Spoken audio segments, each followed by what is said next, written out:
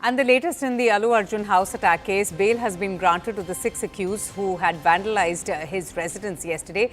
And to that, BRS leader Krishank Reddy has now reacted. He's taken a swipe at the Telangana government while putting out a post on social media platform X saying Youth Congress leaders who did violence were released in just 2 hours, and the same government had pushed me in jail, ensuring I didn't come out for 10 days. So that's the latest coming in from the BRS. And Swastika, the BRS and the BJP claiming that there is something more to it than meets the eye, that these attacks or, the kind of violence that we saw at his residence has something to do with the chief minister and the state government as well. Now, what perhaps could arouse the suspicion? Why is it that the BRS and the BJP are alleging that the chief minister is behind this kind of alleged harassment against the superstar? So if you look at how the situation has been panning out, in fact, the Chief Minister himself took to the floor of the House where he said that while there is a lot of, in fact, even in an interview, he said that while there seems to be a lot of curiosity and perhaps sympathy towards actor Allu Arjun, questions being raised as to why the state government is allegedly targeting him, why are no questions being asked with respect to the condition of the child, in fact, continues to battle for his life. And more importantly, yesterday, on the floor of the House, in fact, the Chief Minister said that there were clear violations. Number one, actor Allu Arjun arrived at the spot without any police permission, and it was not a normal arrival. You saw him do a road show from RTC Crossroads till the theatre. That's about a half a kilometer road show that he did. And more importantly, he did not enter from the specific entry or exit points. He entered in a way that created more chaos. The Chief Minister also raised questions over the fact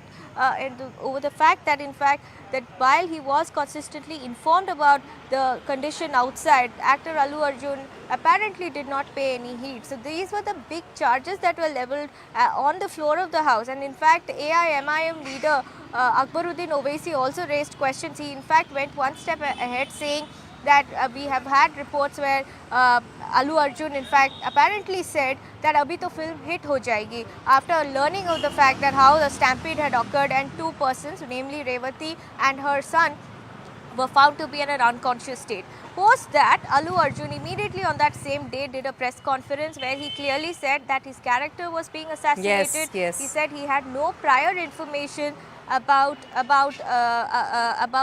stampede happening because of his arrival, and with respect to Revati's death. It was only next day morning that he got to know. And very briefly, actor Allu Arjun said, without commenting on the politics, he said that this is something that he's witnessing happen in his life for the very first time. He has extended all support to them, and more importantly, Allu Arjun claims that the moment he got, there was no communication from the police's side. Police officials did not come to him directly asking him to leave. It was a security guard who informed him that there was a chaotic situation underplaying outside the theatre, and it was then that he was asked to leave, and he immediately complied with the security team and left the spot. But the police has countered that, saying that Allu Arjun, number one, arrived without permission. Number two, despite multiple requests to him to leave the theatre, he did not leave. He apparently went on to say, in the ACP's own words, that he wanted to leave only after the film was over. So 12:05 was when, that is on the 5th of December, midnight, 12:05 was when he left the theatre after multiple requests. So that's why there's a lot of showdown between 3 sides here.